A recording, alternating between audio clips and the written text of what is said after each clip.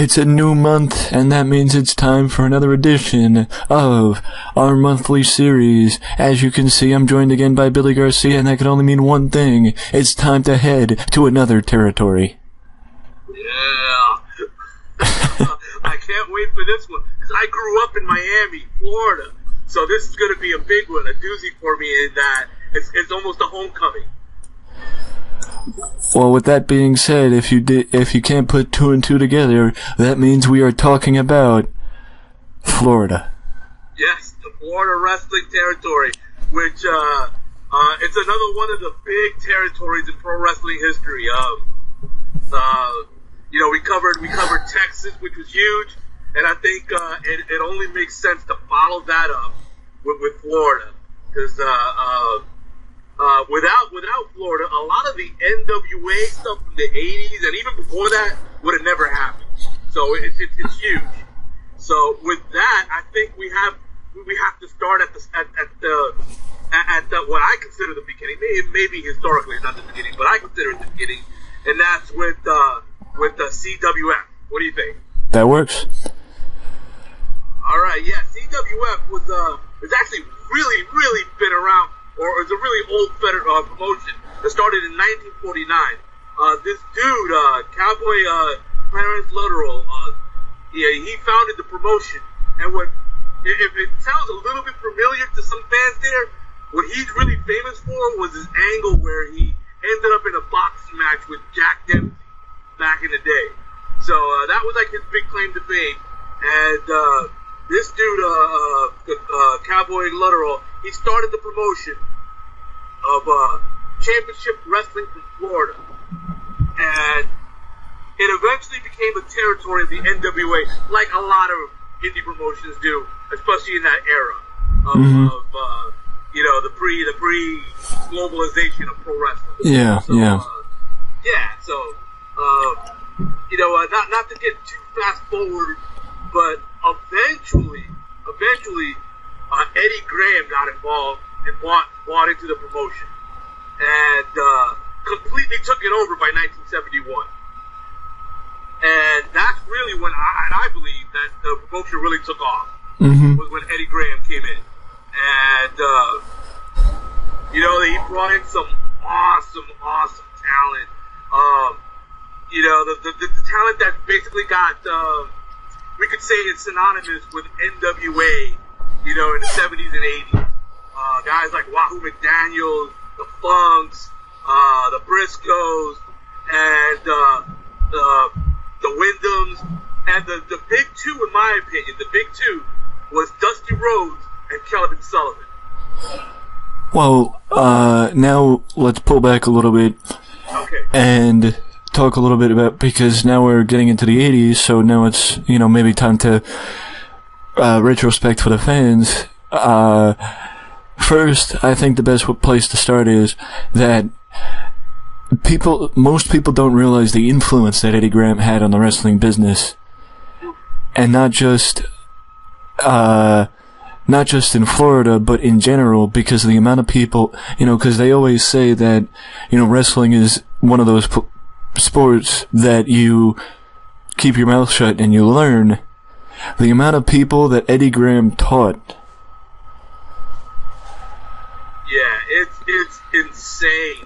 It's literally, you could almost say that the people that came through Eddie Graham deserve like their own Hall of Fame, like the Eddie Graham's Hall of Fame of pro wrestlers, because that's how big the names were. I mean, I mentioned some already.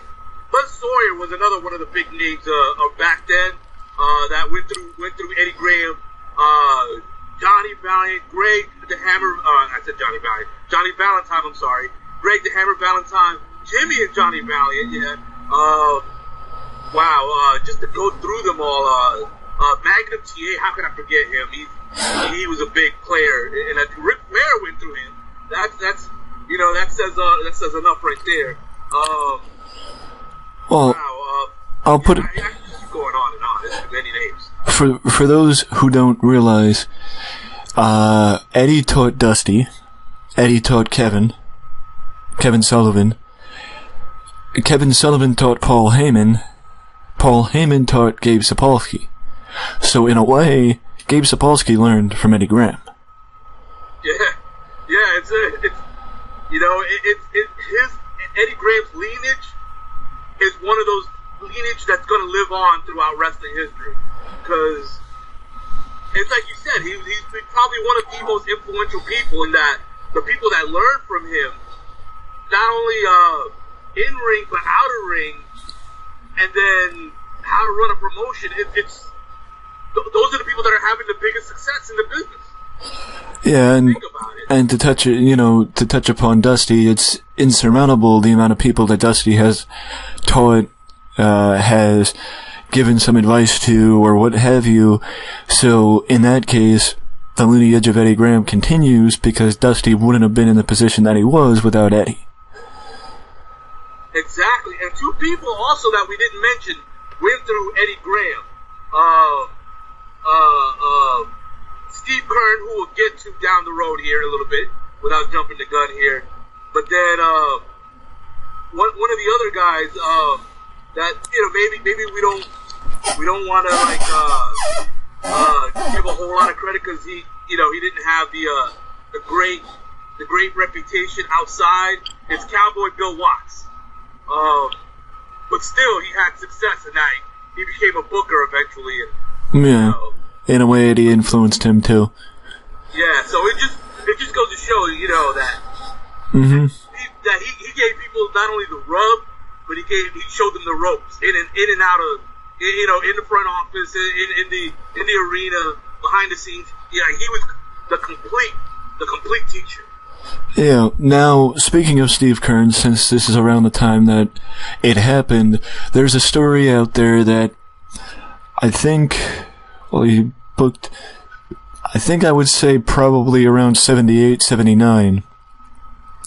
Vince Sr. called Eddie Graham looking for an All-American boy. Vince Sr. was interested in Bob Backlund. Eddie Graham thought Steve Kern would be world champion before Bob Backlund. Now, my question is, do you think that Steve Kern would have been more... do you think Steve Kern was more of the complete package and should have been world champion? As much as I love Bob Backlund, there was definitely like a hole in his game in that he lacked charisma. He was very stoic, for lack of a better term. Whereas Steve Kern was more of a full package. He could not only work, he could even shoot if he needed to, but he could cut promos, he could work angles, fans would be invested in his character. There was just more there for Steve Kern, but, I don't really have a good reason why he missed his turn. Politics is, I guess, the only reason I can think of. So I guess, in a way, Eddie was right that Steve was the better talent, and I agree with that I thought that Bob Backlund did have something missing in his game. But, this gives I don't want to say an indication, but it shows how gifted Vince Sr. was to make Bob Backlund as big a star as he was, even missing the charisma. Yeah, I agree. Yeah, Vince Sr. We can go into a long conversation into how his genius and how Vince Jr. gets all the glory, but Vince Sr. kind of did all the heavy lifting. Yeah. But what I will say is that it is unfortunate that Steve Kern never really got the national opportunity, partially because he was really, him and Stan Lane were both out of the business by the time that wrestling really took off nationally. Stan retired, I should say, and became an announcer, and then Steve became a very successful trainer. Very much so, and I guess as we'll move forward, we'll also hear about his version of Florida Championship Wrestling. Which is very, very noteworthy. Very, very noteworthy. But without skipping ahead, just to kind of put a pretty bow on championship wrestling from Florida. For those that might forget or didn't get a chance, I'm gonna just say, go on YouTube and look up Dusty Rhodes Midnight Rider. That whole angle is awesome. That to me, Dusty flourished from that angle, and then from there, woo! The borrow Ric Flair's a little thing there. It all pretty much spawned from Florida, from Championship Wrestling from Florida, which eventually, this is what I really was trying to work my way into. Eventually, it merged into my favorite promotion, which Jim Crockett Promotions. Mm-hmm. They combined, and all that talent went to JCP, and what I consider my favorite promotion is JCP, and one of the most influential promotions in Florida Championship or Championship Wrestling for Florida, CWF, put together. I don't think there's ever been an era of pro wrestling or even a promotion with JCP that had as much talent to work with, like in history. Well, I have two questions about that. Number one, you mentioned Dusty, and there's one thing that you can't talk about there's one thing that you have to talk about when you're talking about Florida, and that's the promo. Let's call it what it is. The promo. Oh my God.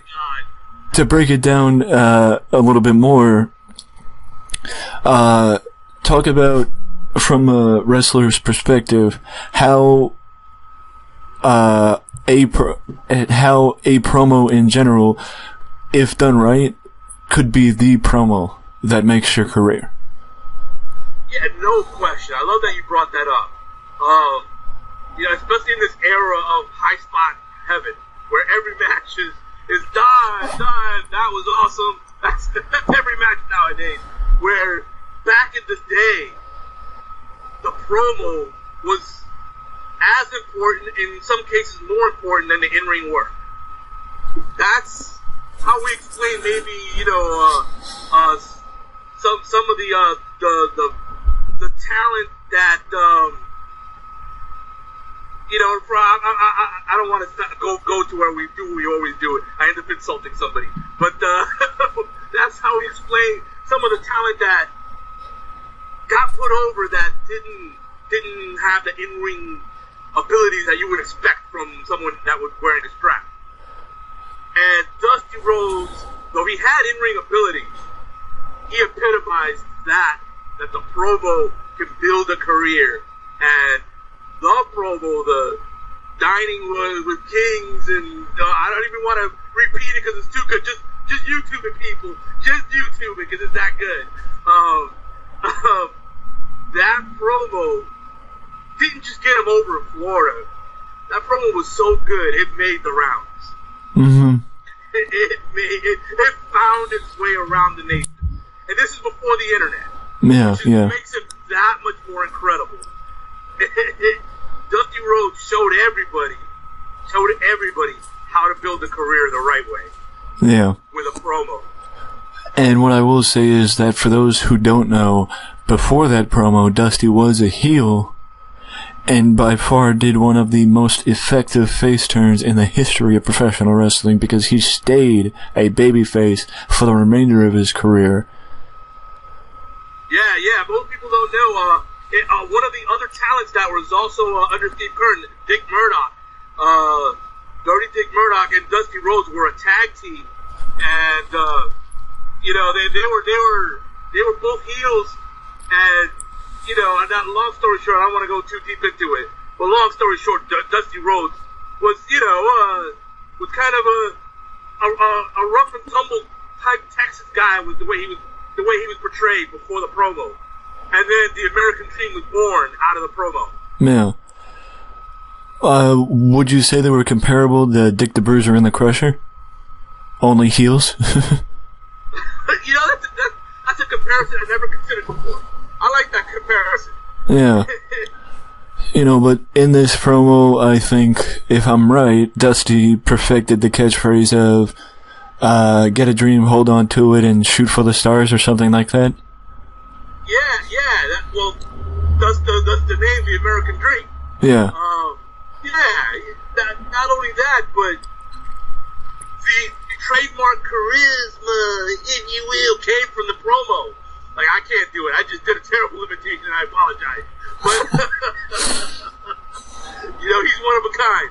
But that charisma, along with what he was saying, and the way he would emphasize certain parts of what he was saying, is what got him over as a babyface. Then, up until that point, there was really nothing about what he did that would lead you to believe he would ever be a babyface. And then with one promo, just kablam. That's all I can say. Shazam is better said. Yeah, and I blame Mike Graham. I don't know why, but I just want to blame Mike Graham. Because you want to. I'll just say this: you want to talk about the opposite of Dusty Rhodes? I blame Mike Graham. The opposite of Dusty Rhodes. I just would highly recommend, to go on YouTube and check out, all the fans out there listening to this, just check out episode after episode of Championship Wrestling from Florida. Or if you got the WWE Network, I believe it's on there. Because that level of quality is it's rare to see nowadays. It's compelling wrestling. Yeah. It's just good wrestling. It's compelling wrestling. Mm-hmm. I agree. And by the way, we offended one person, and it was me that offended somebody. I offended people who like Mike Graham. Because if you like Mike Graham, then you don't know talent. Well, we had to keep the tradition alive. Yeah. At least it was me this time. That's the referee getting knocked unconscious in R&R. Yeah. I mean, as long... just to explain a little bit my hatred to Mike Graham is that he went on record saying in an interview that Eddie Guerrero, Dean Malenko, Chris Benoit, and Perry Saturn were not ratings creators. They didn't draw a dime. He insulted Jeff Jarrett also, saying he broke millions of guitars and didn't draw a dime. Number one, the last time I checked, Jeff Jarrett's one of the only reasons why WCW survived the year of 2000. And number two, if Eddie, Benoit, Malenko and Saturn are iffy, but if Eddie and Benoit did not draw a dime, if they did not create ratings for WWE, Vince wouldn't have pushed them.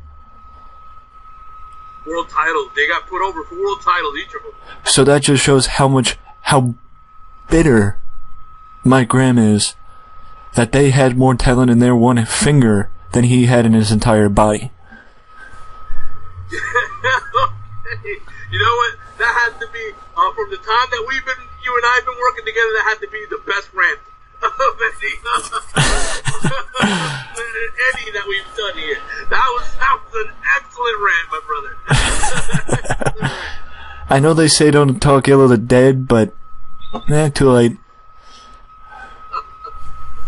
Oh, man. But to kind of wrap up Championship Wrestling from Florida, it didn't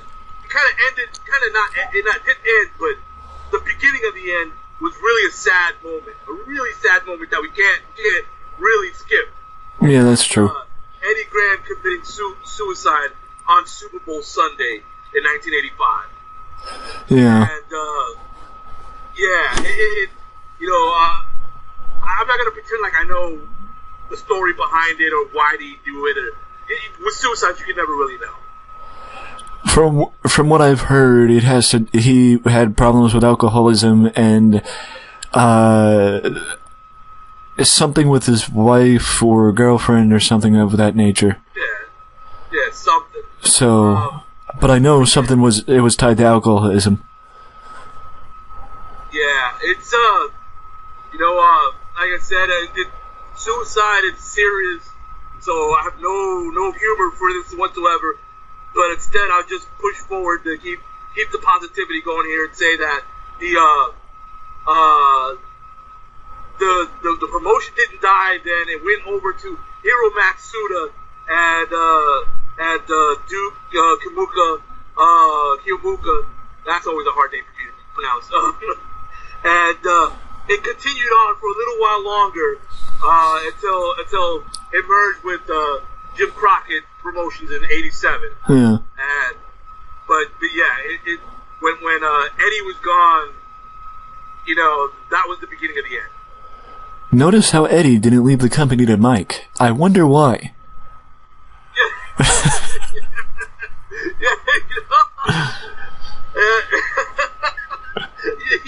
You're probably going to be on him for the rest of this, because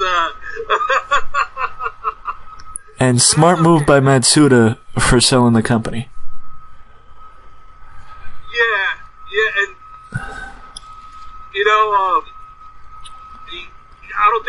without Eddie, I don't think Hiro could have done anything with that company. Yeah. Nothing against Hiro Matsuda, but Yeah. Graham is, like we've said from the beginning, he's one of the most influential geniuses in pro wrestling history. And Hiro Matsuda is good, but he's not on that level. Yeah. Amazing trainer, but no, not a... I mean, he's smarter than Mike Graham, but it doesn't say much. Right. So, having said all that, then we kind of... One of Eddie Graham's proteges, let's call him, Steve Kern, kind of didn't want to let things go by the wayside, and eventually, over a long stretch of time, 20 years to be exact, because it was in 2007, we go from 87 to 2007, Steve Kern starts Florida Championship Wrestling. And right off the bat, I'll just flat out say he was trying to recapture some of that old magic. Yeah. It just was. It wasn't a coincidence that the names kind of are similar. Yeah. Mm-hmm. And he did all right business, and then the big thing happened is when a year later in 2008, somewhere in mid 2008, the WWE got involved. They left OVW, Ohio Valley Wrestling, as their developmental territory. Mm-hmm. And they picked up Florida Championship Wrestling as their developmental territory. Mm-hmm. And when that happened, there was I don't know who you give the credit to here.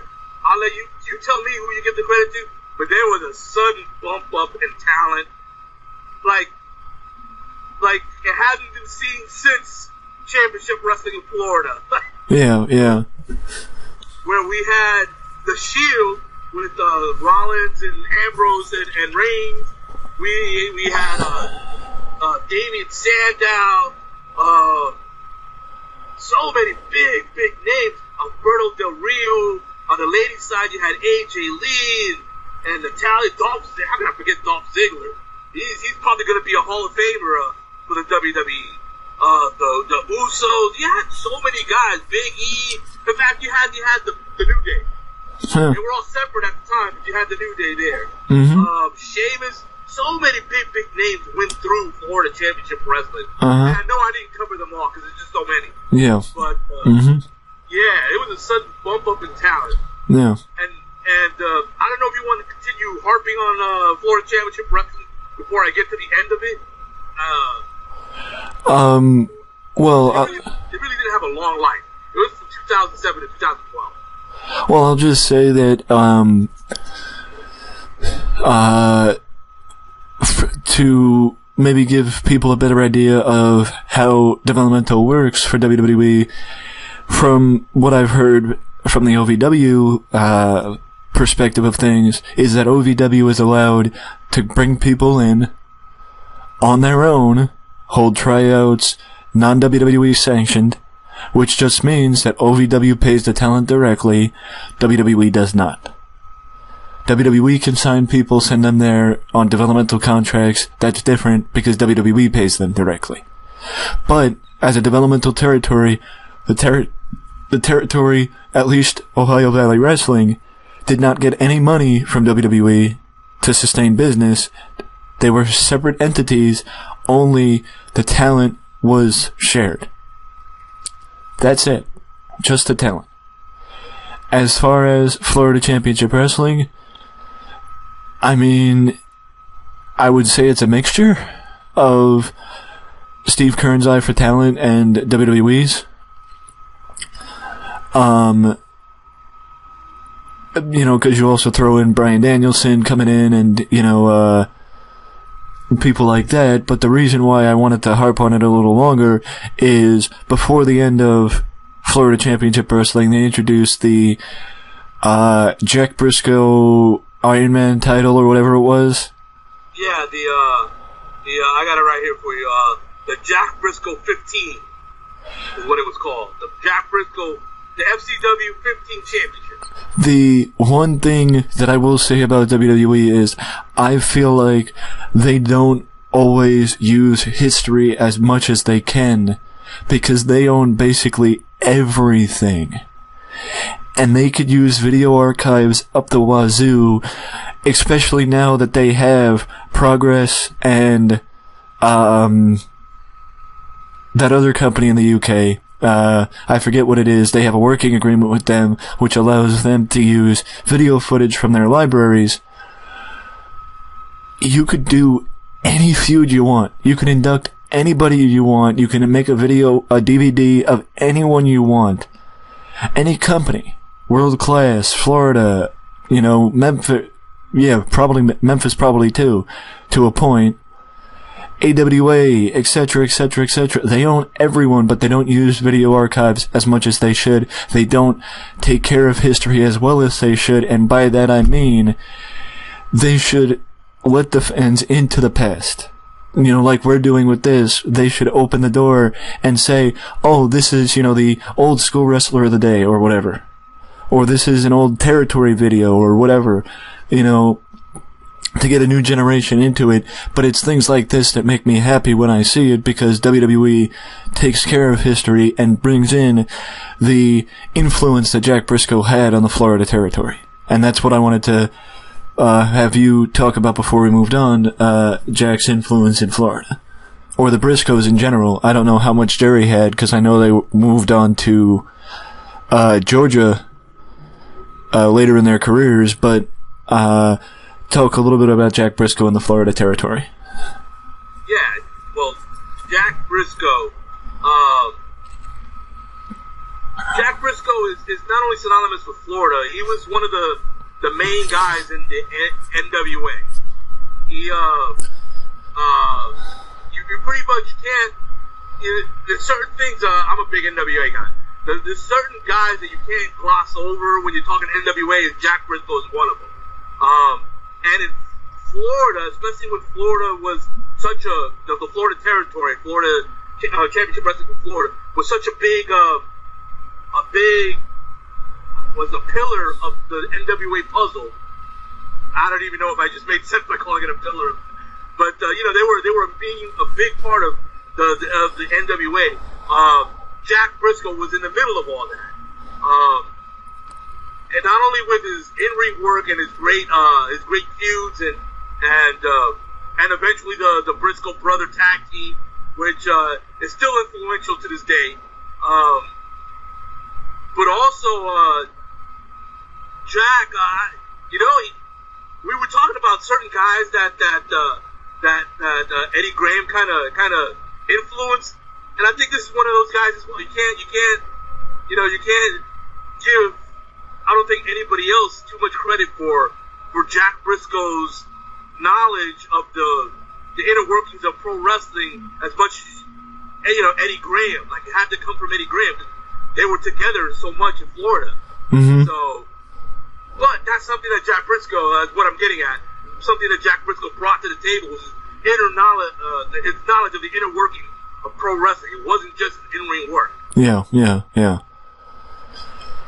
But his in-ring work was outstanding. Yeah, I agree. 60-minute guys. Yeah. Mm-hmm. In fact, when you hear Ric Flair talk about being a 60-minute guy, I think he kind of gets that from Jack Briscoe, because a lot of his matches went that long. Yeah. So with that being said, I think most people know where we go from here, and that's in 2012, Florida Championship Wrestling went inactive, and that's also when Triple H took over the developmental territory, and NXT was born in the Performance Center. I know a lot of people don't like the Performance Center because they feel like people should not be trained all the same, because it doesn't open people up to... Basically, it's not the same as the territory system. Right. You get... Not only do you get different styles out of it, to where they're not all looking generic, they look... the styles become personalities as well. Like, I can't imagine, like an Axl Rotten not having a hardcore style. You take that away from him, he's not Axl Rotten anymore. Yeah. Yeah, that's one example. Same thing with if we're gonna go to with the modern guy, like Kalisto, without the Lucha Libre style, like, he's not Kalisto. Yeah. So you gotta have the different territories for the different styles, and thus you get the different personalities. And then when you put them in together, then it's magic. You gotta contrast the styles, and then you also gotta build the story where the person is trying to implement their style over the other person. So yeah, I totally agree with that. And this is coming from a guy who's a Johnny Rods guy who trained a lot of the ECW people, like the Dudleys and Tommy Dreamer. That's kind of Taz, and that's the school that I come from. And even I've got to admit, like, and Big Cass came from that school as well. One of the most recent guys. Even I gotta admit, like, it can't be Johnny Rods guys. Like, there's gotta be variety. Yeah. So yeah, I agree. But having said all that, what I do love about NXT is that what they've done at Full Sail University, they've basically done the Impact Zone better than TNA, in my opinion. Yeah. The atmosphere at Full Sail University, like, it's rarely, they rarely have a letdown. Once in a blue moon, it gets quiet there, and I can't explain it, don't know what it is. But most of the time, I would say about 95% of the time, it is a raucous audience. Yeah, I agree. And I will say that the reason why, I don't know if it's the Performance Center or just NXT in general, but it allows a guy like Adam Cole or Shinsuke Nakamura or Samoa Joe to also learn how to work the WWE style before putting them on the main roster and putting them in front of an audience that's used to a certain way, and to avoid something like we had with Buff Bagwell and Booker T back in 2001, where the two guys did not know how to work the WWE style, and instead of giving them the chance to learn it, they told Buff to, beat it. Yeah. Yeah, that one match buried Buff Bagwell. Yeah. Before that, I never thought one match could bury a career. After that, I know better. But, yeah. Yeah. You're absolutely right. What I do like about NXT, though, also besides the Full Sail thing, is that they do go out to Japan and to outside of the norm, so to speak, to bring in some talent that in the past would have never gotten a shot. Like, I can't imagine, like, during the Hulkamania era, a guy like Nakamura or even like a Kevin Owens. Like, I can't imagine them ever getting a shot in hell back in that era of the WWE. Yeah, I agree completely. But how much do you think of that? How much do you think of that type of talent? The dropping of talent, like the standard of talent that was there back in the day, could be attributed to Triple H taking over the talent development and talent, like an eye for talent, or having an eye for talent. I'm going to say something that kind of ties everything we've been saying together, and that's that without Dusty Rhodes, I don't think Triple H would have an eye for talent. Period. And Dusty Rhodes comes from that school of Eddie Graham. So it kind of all ties it together. Yeah. Triple H, now he has an eye for talent. Now Triple H really has a deep understanding of the inner workings of what you can do with their developmental center, what you can do with NXT, how you can build people up and make them a main roster talent. But all that was really coming from Dusty Rhodes. Now, before we get into that other company that runs shows in Florida, why don't you talk a little bit about Full Impact Pro and the other company you wanted to talk about? Sure. Thanks. Well, yeah, there's a couple of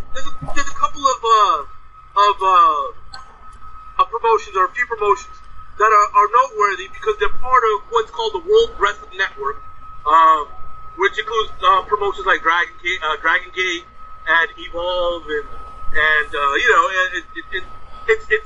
they're noteworthy because they do get some publicity.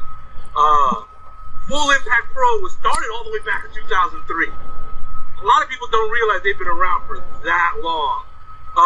But they're like the Florida sister promotion of Ring of Honor. And so that makes them noteworthy, and obviously with the talent exchange, you're going to have some nice talent walk in and put on some good shows. The other promotion that's sort of also like a sister promotion is Shine. They're a sister. They started in 2012. They're kind of young.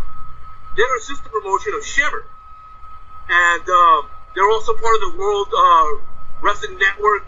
And they put on a lot of internet pay-per-views, so they get global exposure through the internet pay-per-views. And with their talent exchange with Shimmer, they too get a lot of big names, and a lot of these names are very noteworthy in that they're in the Mae Young Classic right now. Like Shayna Baszler and Tessa Blanchard, and it's way too many to go over, but it's definitely worth mentioning. And one of my favorite wrestlers of all time is actually a manager down there, Leilani Kai. she's one of the old school women wrestlers that back when they were an afterthought in the WWE, she stood out. And then the last promotion that I want to give a quick gloss over to, you can't go talk too much Florida wrestling without talking Dory Funk Jr. The Funk family is probably the only family that I can think of off the top of my head that has had a huge impact in two major territories. We talked about the Texas territory last time, and now we're talking about the Florida territory this time. Back in 1991, Dory Funk Jr. started a 6-day wrestling camp called the Funkin' Conservatory. I hope I didn't just botch that. I think I said that. I threw it in. Yeah, I think you're right. Funkin' Conservatory. Sorry, man. It just makes me laugh. And then at the end of the wrestling camp, there would be a show. Well, eventually, that became so successful that they began operating a promotion called Bang, and that promotion and that wrestling camp launched so many big careers. Chris Sabin, Edge and Christian, Gail Kim, the Hardys and Lita, and Kurt Angle is probably the one that I would look at and go, whoa, really him?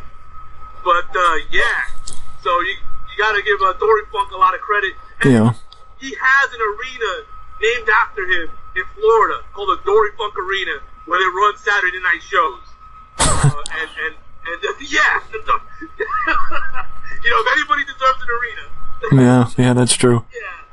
So it's in Ocala, Florida, by the way. If anybody just wants to go take a picture in front of the Dory Funk Arena, I know when I'm in the area, I have to get a picture. But yeah, those are three promotions that were worth noting before we get into that promotion, the other promotion of Florida. And I just want to, bring up that if I'm right, Gabe Sapolsky held the book for Full Impact Pro for a little bit down when I think probably right after he left Ring of Honor. But also, as everybody knows, Gabe works the book for Evolve and used to work the book for Dragon Gate. Dragon Gate USA, I should clarify. But the reason why I bring it up is because I feel like it's bringing things full circle, considering Eddie trained Kevin Kevin trained Paul, Paul trained Gabe. Exactly. So yeah, it's part of it's part of what makes this territory so important. That it never really lost its importance. It never lost its place as one of the territories that talent comes from in the industry. Mm-hmm. So yeah, which I guess is a good way to segue. Into that promotion that we kind of don't really want to talk about. Yeah, we both kind of look like, damn, they could have been so good, but here we are anyway. Let me not beat them up too much before even talking about them. And that's they started out as NWA Total Nonstop Action, which when it was NWA Total Nonstop Action, it was actually not in Florida. It was in Tennessee at this I forget the name of the warehouse or whatever the name of the place was. I'm pretty sure it was the fairgrounds, the Nashville Fairgrounds. Yeah, there you go. Thank you. But it wasn't until they separated from the NWA that it became a Florida promotion, where they moved over to Orlando and specifically Universal Studios in Orlando, and they began the Impact Zone, and then started the whole identity crisis, which is what I call it, where the name changes just started. A flurry of name changes happened, where we go from NWA TNA or NWA Total Nonstop Action to Total Nonstop Action, the Total Nonstop Action, Impact Wrestling, to Impact Wrestling, to Anthem Sports Impact Wrestling, to Global Force Impact Wrestling, and I guarantee you at some point they're gonna drop the Impact Wrestling and just be Global Force Wrestling. Yeah. Did I miss one? I don't think I missed one, but I might have. Well, what I will say is that TNA, number one, it's been 15 years. If you're sitting there and you're going to say, oh, call it Global Force, eventually I might. But it's been 15 years. You can't expect people to call them that right away. Second is, 2008 was an amazing year, a banner year for the company. It was a banner year for the company. Partially because of Samoa Joe and Kurt Angle. That's when Samoa Joe fought Kurt Angle. That's when Samoa Joe finally got the opportunity to be world champion. And that's also when they took it a different way and were the alternative from Vince rather than trying to be Vince. But then after 2008, everything just started heading the other way. By 2010, I will say this, admittedly, 2010 was a very bad year for WWE too, but WWE can afford it. TNA couldn't. TNA was still building a brand, TNA was still building forward, but that's why I always said it seems like every time they take 2 steps forward, they take 3 steps back. Yeah. I mean, they had some innovative things that they've done, like the X Division, the 6-sided ring, which came again. They should have never went. They should have. As much as I love Eric Bischoff and Hulk Hogan, they should have never listened to Eric Bischoff and Hulk Hogan and got rid of the 6-sided ring. I agree. That was part of what made them so unique. I agree. And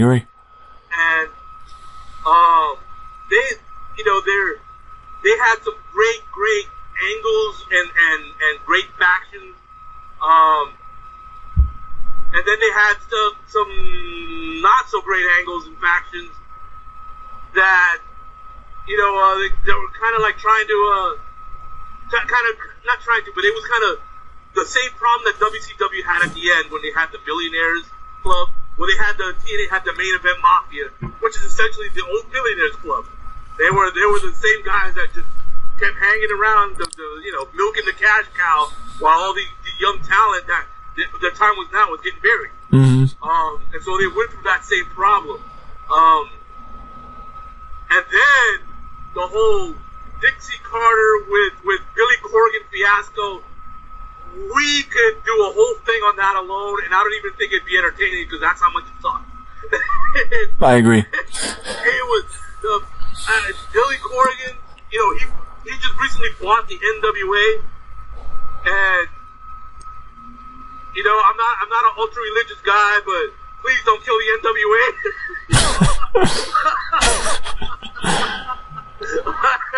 I have deep-rooted fears of what Billy Corgan might do to the NWA. But man, did they damaged TNA to the point that it went through this maybe 1 year period of a slew of name changes to get the Global Force Wrestling Impact Wrestling, which is so redundant. I don't even Yeah.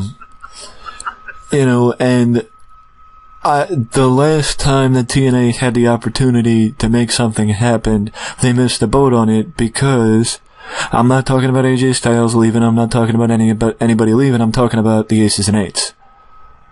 Wow. Yeah, that was, you know what?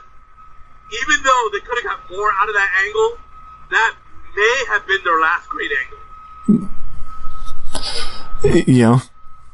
Yeah, I like that they made Bully Ray the world champion, and that they had this faction, and that they pitted Sting against this faction, a la the old NWO angle. Okay, they had a solid foundation. But then, this whole thing of, is Devon working for the company? Is Devon not working for the company? Do we have a TV title? Do we not have a TV title? Like, it became such a convoluted clusterfuck, sorry for the cursing, that they could have ruined a good thing. Not kind of, they did. They ruined a good thing. Well, and also the fact that they had Garrett Bischoff and Wes Briscoe and Mike Knox. I mean, I had no problem with Luke Gallows, but really, you give him an acronym name? Right.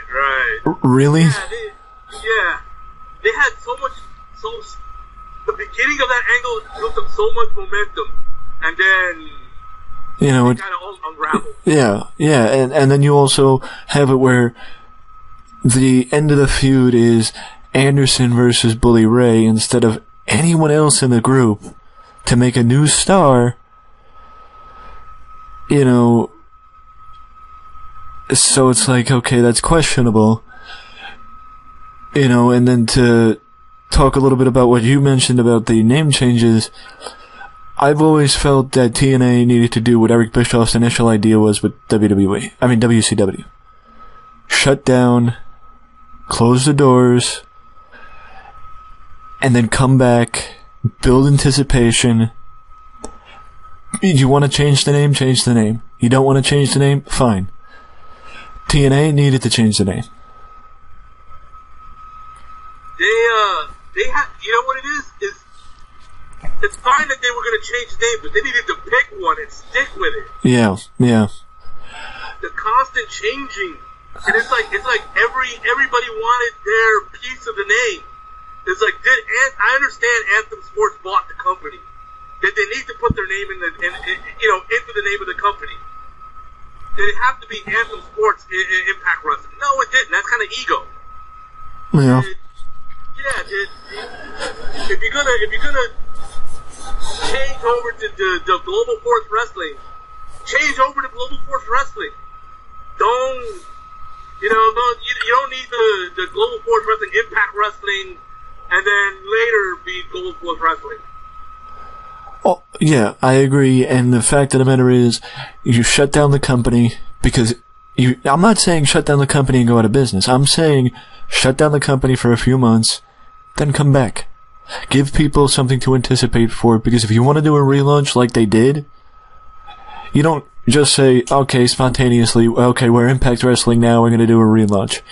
No. Even for a week. Even just a week. Just take off. You want to know, people say, oh, but you have contracts and this and that. You have an archive. You have 15 years worth of archives. You want to run shows?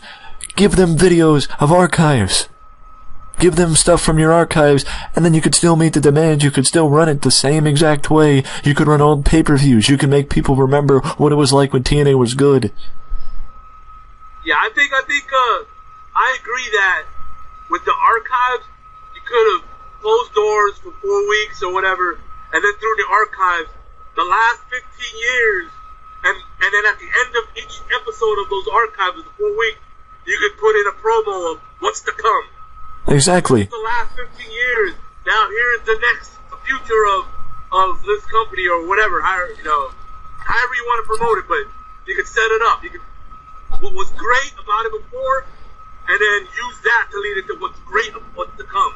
Yeah, exactly. But they didn't do that because they just like taking shots at WWE. They just like taking shots about the entertainment business. They pay illogical people to come in. I'm not saying I have a problem. I love their creative team. Bruce Pritchard, Dutch Mantell, Jim Cornette, Jeff Jarrett, Scott D'Amore. A lot of the people that are on that team are people that were there when the company was good. Agreed. So here's my thing. I think the secondary title that's always changing things, that's something else that always changes things. Where you had the Legends title, then what the hell was it called after the TV title? And it kept changing names, and now it's the Grand Championship, which, yeah, you know what, man? Your X Division title and your World title and your Tag title and your Knockouts title is fine. Like you don't need the Grand Championship, and then this crazy format of trying to do rounds and stuff like that. At no point was I ever excited for any of those matches. Yeah. Those are some of the boringest matches in the latter days of TNA, Impact, and now Global Force. The second thing is, they changed their world title name to the Global Championship. I don't understand why that was necessary, especially if you're trying to keep the lineage going. I agree, but I think that the best way to do it for them would have been to restart and start over like WWE did with the Cruiserweight title. Eliminate that was then. This is now. We're starting over. Right. I can see that. I can see that. I'm still not sold on the Global Championship being their number one title, just because of the name. I understand that they're looking at what the WWE's done with the Universal, and they want to say, that they have the Universal, we have the Global, like it's something different than World. Like it's not the name. I mean, that could be it. Yeah, maybe they just wanted something different. Yeah. I understand they did that, but I ignore the WWE already. I agree. Stop doing what they're doing. Then the other thing is, they put a lot on Alberto El Patron, the former Alberto Del Rio. And they pretty much got fucked. I was just about to bring him up and say there are two people I want to take shots at. One is Alberto El Patron, because they give him all that, and we don't have to talk about anything that happened, behind the camera or anything like that. But what I'm going to say is, if you're given the ability to be world champion, act like it. Act like it on camera, act like it off the camera. You think you're going to put yourself in a position where you could get yourself into stuff? Don't put yourself in that position. Or expect the company to stand up and take the belt away from you and tell you, piss off. Because they waited way too long to take the belt off of him. Yes, they suspended him, but they should have suspended him and vacated the title. Because there is I understand he was a big part of their tapings, he was a big part of this, he was supposed to be the next member of LAX or whatever it was, but he made a mistake that reflects poorly on the company. Whatever it was, you distance yourself from. Yeah. WWE does it. Yeah, they do it all the time. There's a reason for it.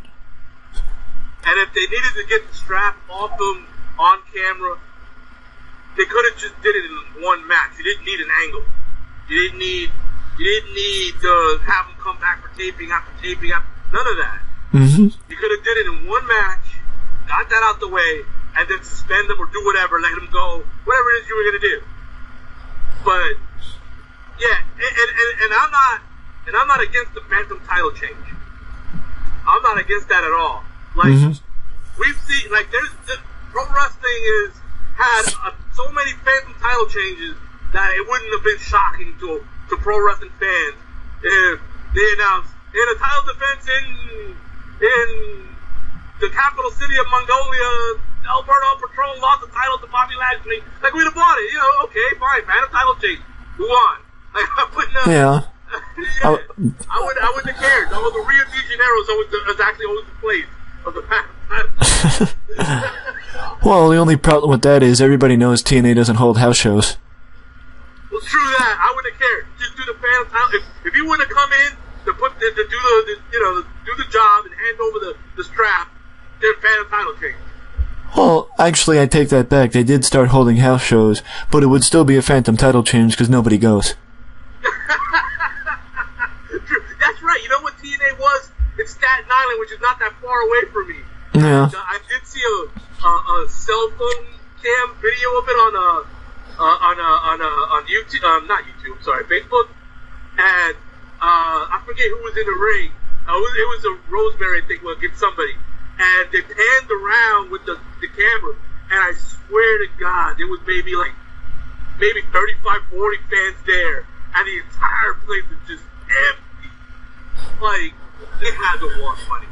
They had on that show. They had to. There's no. Well, when haven't they? When haven't they lost money?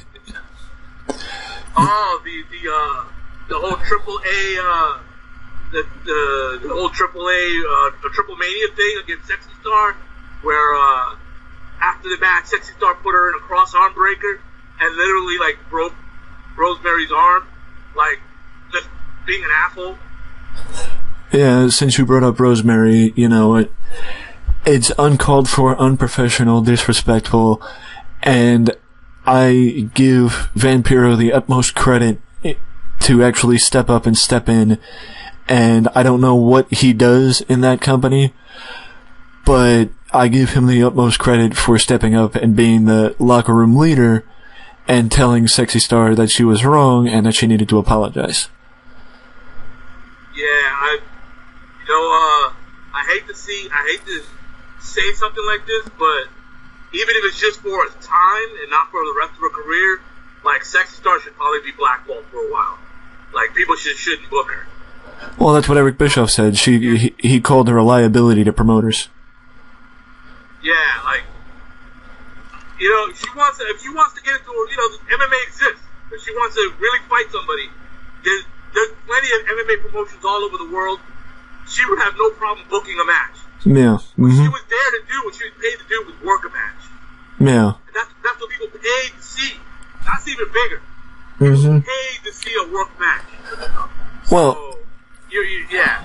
Well, what I'll also throw out there is, if what she did to Rosemary wasn't uncalled for enough, the fact that she split one of her other opponents open, I'm assuming the hard way, that's even more uncalled for, because if the spot wasn't called for, or if the person didn't know what was coming, that's how you severely injure somebody.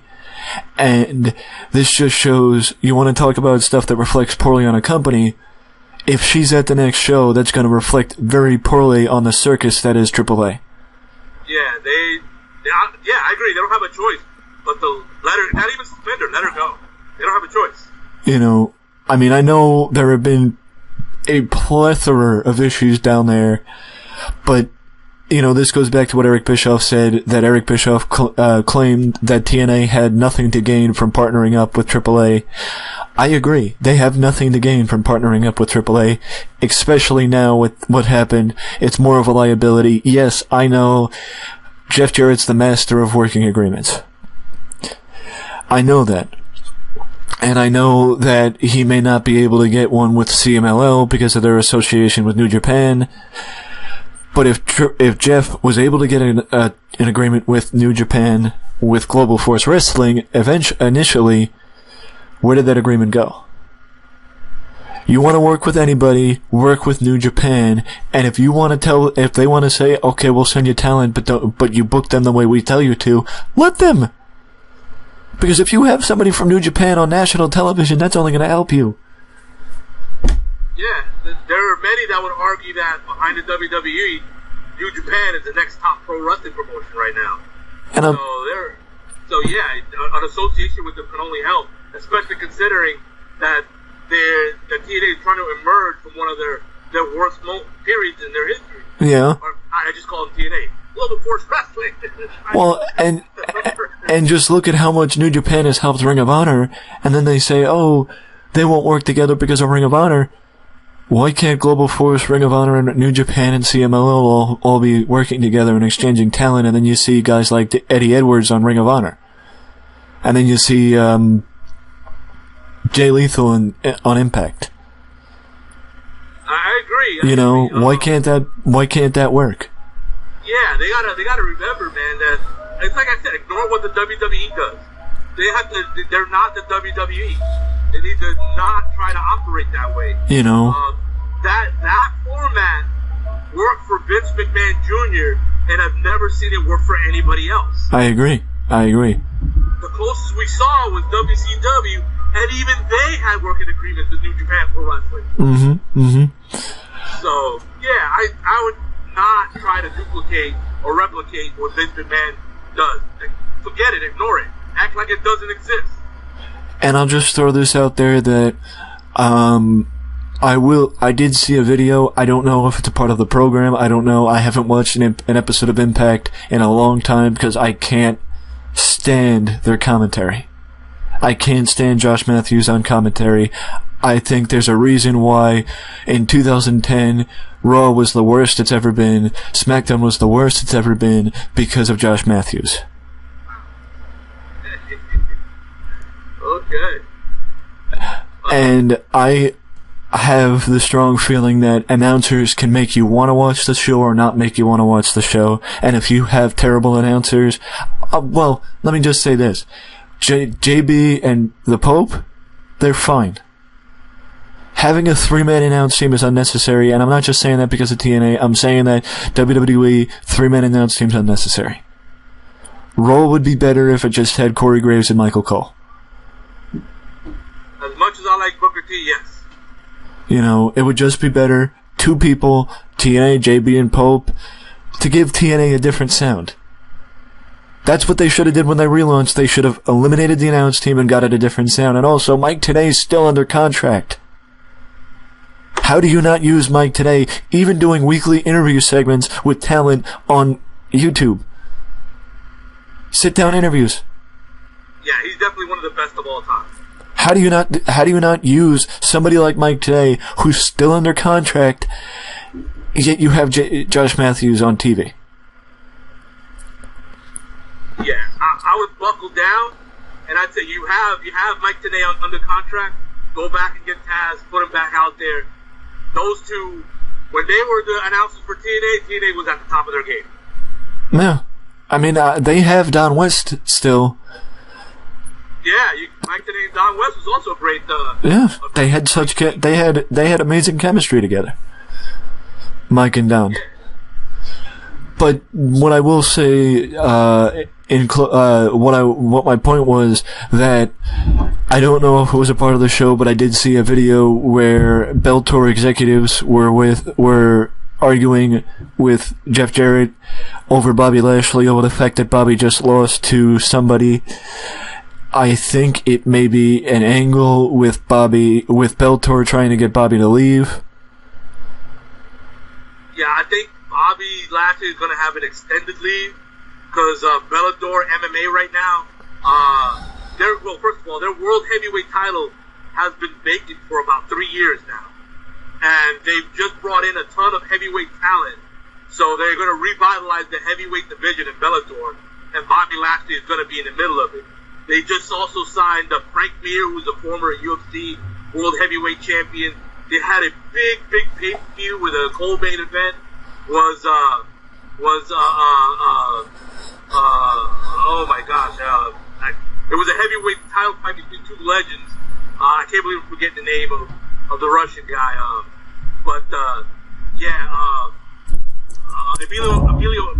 Emelianenko, who was considered the top free agent until Bellator signed him.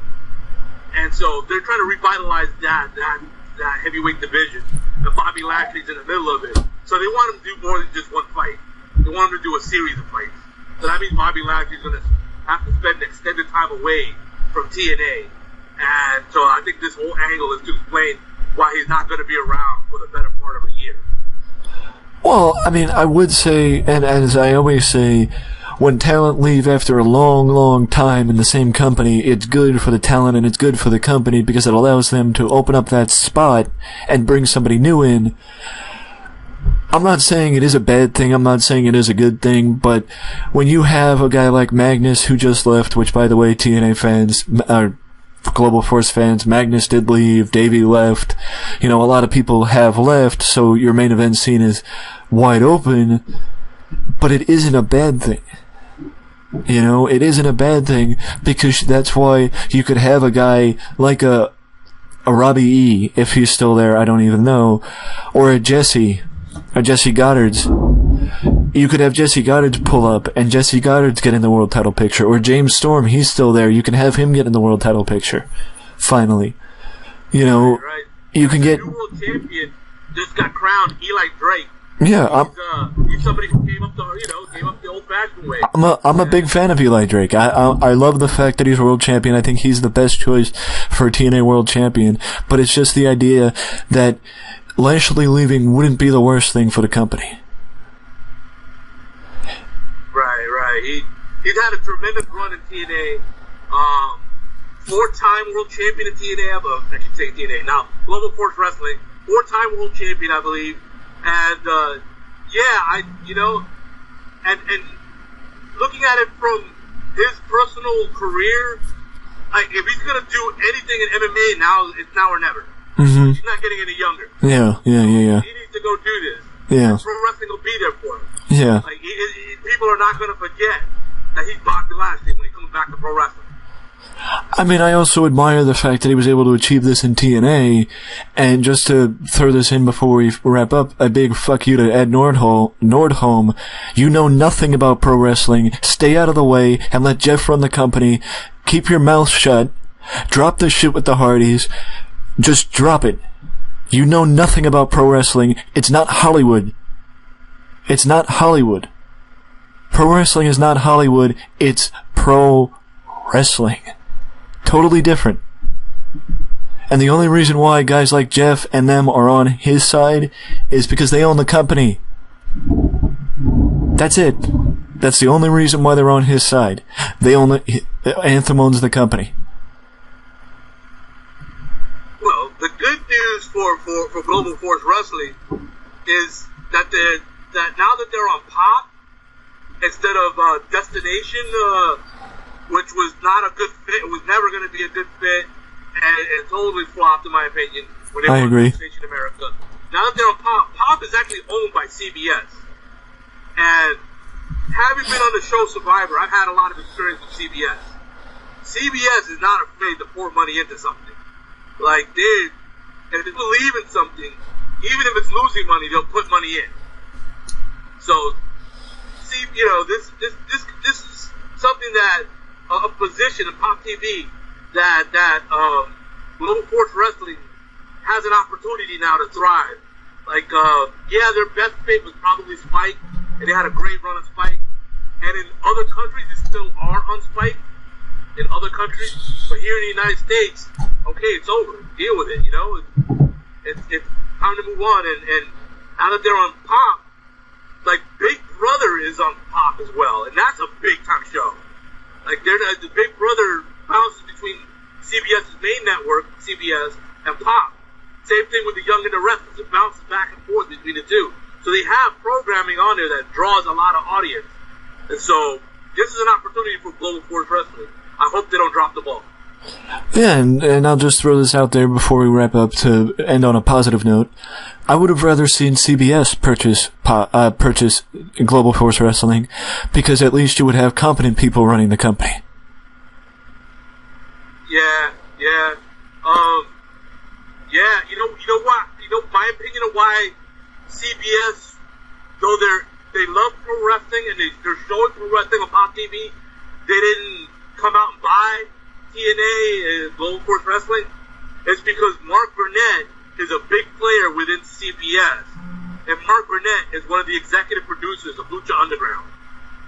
So I think that might have played a role in like where CBS stood as far as, you know, whether they would actually purchase. But having said all that, Johnny Mundo, who's now under the name Johnny Impact in Global Force Wrestling, has made it, you know, he's basically on loan over to Impact Wrestling, to Global Force Wrestling. So we'll see. Maybe there's going to be some sort of merger or at least a working agreement between the two. Well, that kind of proves my point that with Mark Burnett on CBS knows wrestling. CBS is competent because Lucha Underground has been very successful since the start of the company, and that it makes me wish even more that CBS or a subsidiary of the company would have stepped up and purchased TNA instead of Anthem Sports. And somebody may comment and say, "Oh, why are you shitting so hard on Anthem Sports?" It's because if Anthem never bought him, then you would have been able to see Broken Matt Hardy in WWE. And that the incompetence level that they've displayed on their interviews and all that good stuff is so alarming that they don't know shit about pro wrestling. Yeah, they seem to know more about MMA than pro wrestling, for sure. No. And yeah, and on one hand, I'm glad that TNA didn't go under and is now still alive as Global Force Wrestling. On the other hand, the company that bought them really is a company that probably should have stuck to MMA. I agree. That's where their knowledge is. I'm right there with you. I'm very happy, even with all the shots that I take at TNA. I'm happy that the company's still in business, but I agree that the Fight Network should have stayed with MMA. Now here's what I think might happen here. Dixie Carter still retains 5% minority, and I think her minority isn't in the form of money. I think her minority is in the form of their back catalog, their library. And Dixie Carter has already been on WWE Network. It was part of Kurt Angle's 24. Well, I forget the name of the show they did on Kurt Angle. So I think all this might be leading to some way where Dixie Carter could take some of that library and sell it to Vince McMahon, and that's where Dixie Carter will get her money from her 5%. And that's probably why Jeff Jarrett is trying to move away from TNA and turn it into Global Force Wrestling and have that as a whole new lineage, a whole new history. I think he's preparing for that. All I'm going to say, and then we can wrap up, is I agree with you, and that if Jeff isn't going to use it, at least somebody can. And the other thing is that they are so... The reason why I have such a problem with Ed Nordholm and those executives at Anthem is because they're being so petty, focusing on the Hardys, and it's like they're trying to make it where they're trying to make up for a mistake that they made letting them go. They had the opportunity to re-sign them. They had the opportunity to give them what they wanted. They wouldn't listen. They wouldn't do the one thing that Dixie Carter did good, was giving Matt and Jeff creative control. They wouldn't listen. So they took the hottest gimmick in wrestling away. And now they're trying to make it where they can't use it because TNA made a mistake. Or they made a TNA mistake. And now they're trying to be petty and get it erased. But I hope the best for Global Force Wrestling. I think they should have taken a time away. I think they should have went away. I think they should have made use of the tape footage. They could have announced the name change when they were away on hiatus, running archived footage. They could have used the 15 years that they have. Hell, they could have aired YouTube series on the show. But they didn't. And, I just hope the best for GFW, and if there's anything else Florida-based that you want to touch on, feel free. only thing I'll say about Florida really is it's along with Texas, probably the top two territories that are still territories that are still important, and it's been a real pleasure to cover both of these territories. I really, you can tell by how much material I had on both, and how enthusiastic I've been on both, that I really love talking about these two territories in particular. Well, with that being said, if you enjoyed the video, feel free to leave a like, and if you want to share any memories that you have of the Florida territory, let us know down in the comment section below. But if you don't want to leave a comment, you can always leave a like and subscribe to the channel for more content just like this that you can only find right here at Wrestling Express. And as always, thank you, Billy, for joining me for another territory. My pleasure. Thank you so much for having me. See you next time.